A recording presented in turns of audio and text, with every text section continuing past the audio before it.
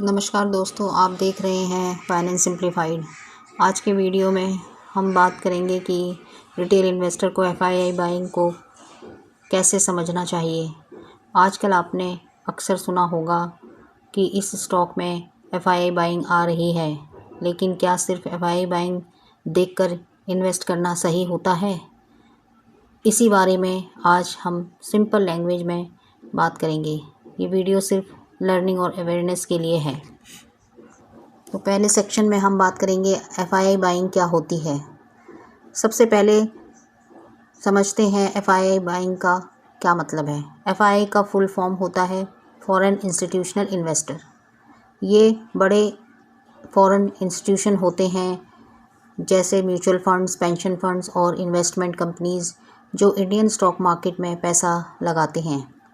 जब ये इंस्टीट्यूशंस किसी कंपनी के शेयर्स खरीदते हैं तो उसे एफआईआई बाइंग कहा जाता है, क्योंकि ये लोग बहुत बड़ा पैसा इन्वेस्ट करते हैं, इसलिए रिटेल इन्वेस्टर इनकी एक्टिविटी को क्लोजली फॉलो करते हैं।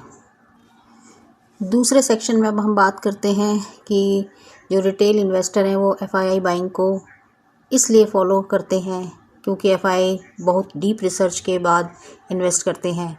वो कंपनी के फंडामेंटल्स, सेक्टर ग्रोथ और इकोनॉमी के ट्रेंड्स को एनालाइज करते हैं।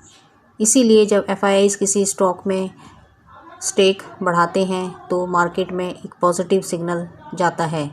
लेकिन यहाँ एक बात समझना बहुत ज़रूरी है कि रिटेल इन्वेस्टर एफआईआई बाइंग को कैसे पढ़ें। तो अगले सेक्शन में हम इसी पे बात करेंगे। रिटेल इन्वेस्टर के लिए सबसे इम्पॉर्टेंट बात ये है कि एफआईआई बाइंग को कभी भी डायरेक्ट बाय सिग्नल ना समझें। आपको ये चीज़ें चेक करनी चाहिए, जैसे कि कंपनी का बिज़नेस मॉडल स्ट्रॉन्ग है या नहीं, कंपनी के प्रॉफिट्स और रेवेन्यू इम्प्रूव हो रहे हैं या नहीं, कंपनी पर डेट ज़्यादा तो नहीं है, एफआईआई बाइंग एक क्वार्टर की या लगातार कई क्वार्टर से हो रही है। इन सब चीज़ों पर आपको ध्यान देना होगा। अगर एफआईआई बाइंग कंसिस्टेंट है और कंपनी के फंडामेंटल्स भी स्ट्रॉन्ग हैं, तभी उस स्टॉक को सीरियसली कंसीडर करना चाहिए। याद रखिए, एफआईआई बाइंग एक सपोर्टिंग सिग्नल है, फाइनल डिसीजन नहीं, तो इस बात का हमेशा ध्यान रखें।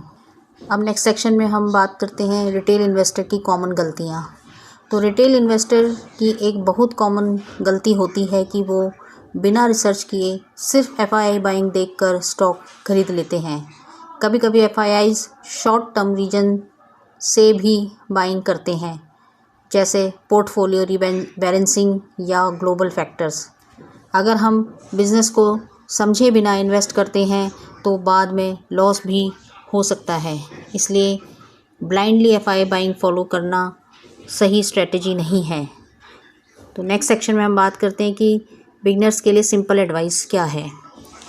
तो मेरी तरफ से जो बिगनर्स के लिए सिंपल एडवाइस है वो यही है कि पहले कंपनी का बिज़नेस समझें, उसके फाइनेंशियल्स को देखें, फिर एफआईआई ट्रेंड को एनालाइज करें और अपनी रिस्क प्रोफाइल के हिसाब से डिसीजन लें।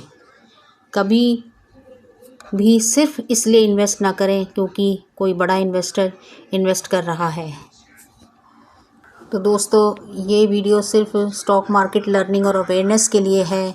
मैं किसी भी स्टॉक के लिए बाय या सेल की रिकमेंडेशन नहीं दे रही हूँ। अगर आपको ये वीडियो यूज़फुल लगा हो तो प्लीज़ लाइक करें, शेयर करें और चैनल को सब्सक्राइब करें। Thank you for watching. मैंने अभी एफआईआईज़ के ऊपर एक वीडियो बनाया है और कुछ उसमें स्टॉक भी के नाम भी बताएं। आप चाहें तो उसे वीडियो को भी देख सकते हैं। Thank you for watching my video.